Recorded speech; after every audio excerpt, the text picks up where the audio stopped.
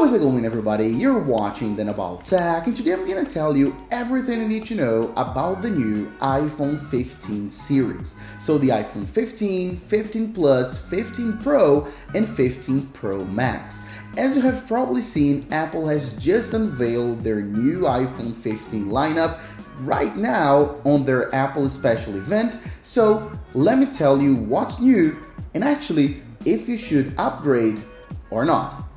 Let's get started. So starting off with the iPhone 15 series, I'm gonna break this down into two parts. So first I'm gonna talk about the iPhone 15 and 15 Plus. Those are the entry-level iPhone 15 models. And then I'm gonna talk about the 15 Pro and 15 Pro Max, the high-end models, all right? So starting with the iPhone 15 series, let's talk about pricing, because fortunately, thankfully, they haven't increased on pricing. So we have the exact same pricing as the previous year, as the iPhone 14 series and 13 and 12, it's all the same pricing. So the 15 starts at $799 and the 15 Plus starts at $899. Of course, when I say starts, I'm talking about base storage, and both of them will have a base storage of 128 gigabytes. You can go ahead and upgrade to up to 512 gigabytes, of course, with a price bump. Now let's talk about availability, because that's super important as well, because Apple has unveiled those iPhones today, but you can't get them just yet. So availability starts on September the 22nd. That's when you can go ahead, go to a store and buy any of those iPhones. Of course, you can pre-order the iPhone 15. So this Friday, so in just a few days, you can already pre-order, and then next week they will be available. Please keep in mind that I'm talking about United States availability. So depending on where you are in the world, this time frame may change a little bit. Some countries around the world still don't have a available purchase date yet, but that's the base, right? The United States, so you can take that as an average and compare to previous years, it'll be around the same thing. Now let's talk about colors, because we all love colors and we always want to know the new colors of the new iPhone models, right?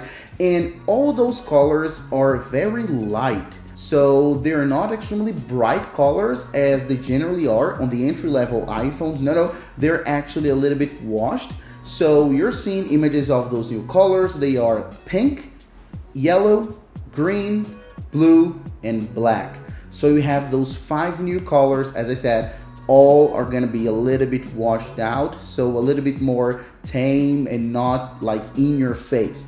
Also, please keep in mind that for the first time on the entry-level iPhones, we're gonna get frosted finishes on the back of those iPhones. So they're not gonna be shiny either. They're gonna be more frosted, just like the Pro models from previous years. So this is a very nice look. Regarding the sizes, they stay the same. So the entry-level iPhone 15 will have a 6.1 inch screen and the 15 Plus a 6.7 inch. So exactly the same sizes, what we are already used to. One of the big new changes on the iPhone 15 is that it now has the dynamic island. That's right, a feature that was introduced in the iPhone 14 Pro and Pro Max last year. There was a Pro feature, it's now here on the entry-level iPhone 15 and 15 Plus, meaning that the whole lineup now has dynamic island. It's amazing. I don't know if you've seen it in person, but it's a very important, very cool productivity feature. It just changes a lot the way we interact with apps, having such important information at a glance, always on the home screen, and of course dynamic with animations. It's super cool. I'm very happy it's here on the iPhone 15. One big change has to do with USB-C. That's right, it's finally here on the iPhone, so bye-bye Lightning, it's USB-C all the way. Now let's talk about cameras, and as you saw in some of the pictures, we still have 2 cameras on the iPhone 15 and 15 Plus, but we have a very important upgrade on the main camera, which now has a 48 megapixel sensor, just like the previous year iPhone 14 Pro. So better photos in low light conditions, better portrait photos, so you see a significant upgrade on your entry-level iPhone regarding photos. And let's also talk about processor, and the same thing follows here. So we're gonna get the A16 processor, the chip on the iPhone 15, which is the same chip as we got on the iPhone 14 Pro from last year. So again, something that was originally introduced in last year iPhone, in last year high-end iPhone, the Pro of last year coming to the entry level of this year's iPhone. And last but not least, talking about battery, we haven't got much information. Apple pretty much didn't tell us about capacity, size, or anything like that, but they said we'll have a better battery life on the iPhone 15 series. We'll have to wait.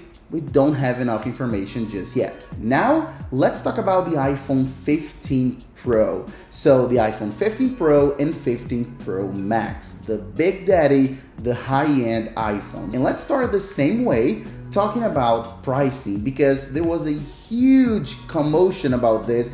Everyone was saying that there will be a huge price bump on the iPhone 15 Pro, and it's not really what happened, because the iPhone 15 Pro, the normal one, starts at $999, so exactly the same price as the 14 Pro, 13 Pro, 12 Pro, and so on. So no price bump. And the iPhone 15 Pro Max starts at $1,199, so $100 more expensive, but it has more features. So it has a dedicated new feature on the camera, which I'll talk about in a second, and also it has larger storage. So the iPhone 15 Pro starts at $999 with 128 gigs of storage, and the 15 Pro Max 256 base storage. So very good, and you can also upgrade both to up to 1 terabyte, of course, paying a little bit extra. Talking about availability, another awesome news, because we also had rumors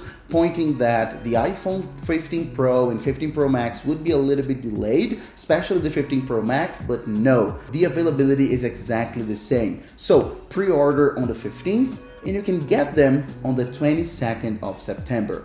All iPhone models from the 15 to the 15 Pro Max on the same day. Excellent news. Now let's talk about the body and the frame of the iPhone, because we have huge news here on the iPhone 15 Pro, because the frame is now made of titanium. That's right, this material right here that you see on the Apple Watch Ultra is on the iPhone 15 Pro and 15 Pro Max, which is absolutely incredible because titanium is super light, resistant, shockproof, is amazing, and it's not a fingerprint magnet like we saw on stainless steel. So you're gonna love titanium. This is so cool. And since we're talking about the frame and the overall shape of the iPhone, of course they maintain the same size. So just like the iPhone 15, the iPhone 15 Pro will have the exact same size options. 6.1 inches for the small one for the 15 Pro, and 6.7 for the 15 Pro Max. You'll have a feeling of a larger screen because we have smaller frames, smaller bezels on the iPhones around the display. So it will seem like the iPhone is larger, but it isn't. It's just smaller bezels, which is always good. And since we talked about the titanium finish, let's talk about the new colors, because those colors were specially made thinking about titanium. So we have 4 new colors, all of them are new, and as you can see, they're not flashy at all. They're super sophisticated. You're gonna have natural titanium, white titanium, black titanium, and blue titanium. So all of them will have the same finish, and they'll be pretty much tones of gray, let's say, and all of them will look so good. Of course, the iPhone 15 Pro will also have a USB-C port, so no Lightning, and it actually has an extra feature, which is USB 3. So it's capable of USB 3,